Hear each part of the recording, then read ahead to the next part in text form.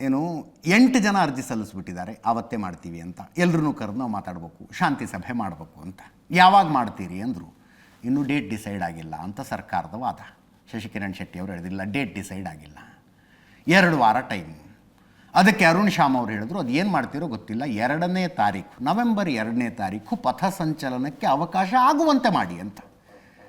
ಈಗ ನಾವು ಶಾಂತಿ ಸಭೆ ಮಾಡ್ತೀವಿ ಅಂಥೇಳಿ 4ನೇ ತಾರೀಕು, 6ನೇ ತಾರೀಕು, 8ನೇ ತಾರೀಕು ಶಾಂತಿ ಸಭೆ ಮಾಡ್ತೀವಿ ಅಂದರೆ 2ನೇ ತಾರೀಕು ಪಥಸಂಚಲನ ಮಾಡೋ ತಯಾರಿಯಲ್ಲಿ RSSನವ್ರು ಇದ್ದಾರೆ. ಅದಕ್ಕೆ ನ್ಯಾಯಪೀಠ ಹೇಳ್ತು, ನೀವು ಮೀಟಿಂಗ್ ಮಾಡೋದಿದ್ರೆ 28ನೇ ತಾರೀಕು ಕರೆದುಬಿಡಿ, 28ನೇ ತಾರೀಕು ಶಾಂತಿ ಸಭೆ ಮಾಡಿ, ಶಾಂತಿ ಸಭೆಯಲ್ಲಿ ಏನು ನಿರ್ಣಯ ಆಯಿತು ಅನ್ನೋದನ್ನು 30ನೇ ತಾರೀಕು ನೀವು ಹೈಕೋರ್ಟ್ ಪೀಠಕ್ಕೆ ಹೇಳಿ ಅಂತ ನ್ಯಾಯಪೀಠ ಹೇಳ್ತು. ಅದಕ್ಕೆ ಒಪ್ಕೊಂಡ್ರು. ಡೇಟನ್ನು ಹೈಕೋರ್ಟ್ ಹೇಳ್ತು 28ನೇ ತಾರೀಕು ಮಾಡಬೇಕು ಅಂತ. ಸಮಯ ಅದನ್ನು ಸರ್ಕಾರ ನಿಗದಿ ಮಾಡುತ್ತೆ, ಸ್ಥಳ ಸರ್ಕಾರ ನಿಗದಿ ಮಾಡುತ್ತೆ. ಈ ರೀತಿ ವಾದ ಪ್ರತಿವಾದಗಳು ಹೋದು. 2 ವಾರದಲ್ಲಿ ಈ ವಿಷಯಕ್ಕೆ ಒಂದು ಪರಿಹಾರದ ಜೊತೆಗೆ ಬರ್ತೀವಿ ಅಡ್ವೊಕೇಟ್ ಜನರಲ್ ಅವರು ಹೇಳಿದ್ರು.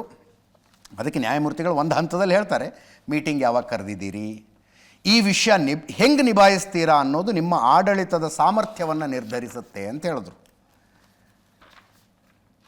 ಅರುಣ್ ಶ್ಯಾಮ್ ಅವರು ವಾದ ಮಾಡಿದ್ರು, ಸರ್ಕಾರ ಸಮಸ್ಯೆಯನ್ನು ನಿವಾರಿಸ್ತಾ ಇಲ್ಲ, ಸಮಸ್ಯೆಯನ್ನು ಸೃಷ್ಟಿ ಮಾಡ್ತಾ ಇದೆ. ನಾವು ಸಾಕಷ್ಟು ಸಮಯ ಕೊಟ್ಟು ದಿನಾಂಕವನ್ನು ನಿಗದಿ ಮಾಡಿದ್ದೀವಿ. ನಾವು ನಿರ್ಧರಿಸಿದ ದಿನವೇ ಇನ್ನೂ 10 ಸಂಘಟನೆ ಮನವಿ ಮಾಡಬಹುದು, ಅವಕಾಶ ನೀಡಲ್ಲ ಅಂದರೆ ಹೆಂಗೆ? ಅಂದರೆ ಇಲ್ಲ, ಅವರು ಕೇಳ್ತಾ ಇದ್ದಾರೆ, ಇವರು ಕೇಳ್ತಾ ಇದ್ದಾರೆ, ಅದಕ್ಕೆ ನಾವು ನಿಮಗೆ ಕೊಡೋದಿಲ್ಲ ಅಂತಂದರೆ ಹೆಂಗೆ? ಈಗ ಯಾರ್ಯಾರು ನಾವು ಪ್ರತಿಭಟನೆ ಮಾಡಬೇಕು, ಪಥಸಂಚಲನ ಮಾಡಬೇಕು, ಇನ್ನೊಂದು ಕ್ರಿಶ್ಚಿಯನ್ ಆರ್ಗನೈಸೇಷನ್ ಒಂದು ವಿಶ್ವಶಾಂತಿಗಾಗಿ ಪ್ರೇಯರ್ ಮಾರ್ಚ್ ಮಾಡಬೇಕು ಅಂತ ಒಂದು ಕೊಟ್ಟಿದ್ದಾರೆ, ಪ್ರಾರ್ಥನಾ ನಡಿಗೆ ಮಾಡ್ತೀವಿ ಅಂತ. ಅವ್ರಿಗೆ ಬೇರೆ ಬೇರೆ ದಿನಾಂಕ ಕೊಟ್ಕೊಳ್ಳಿ.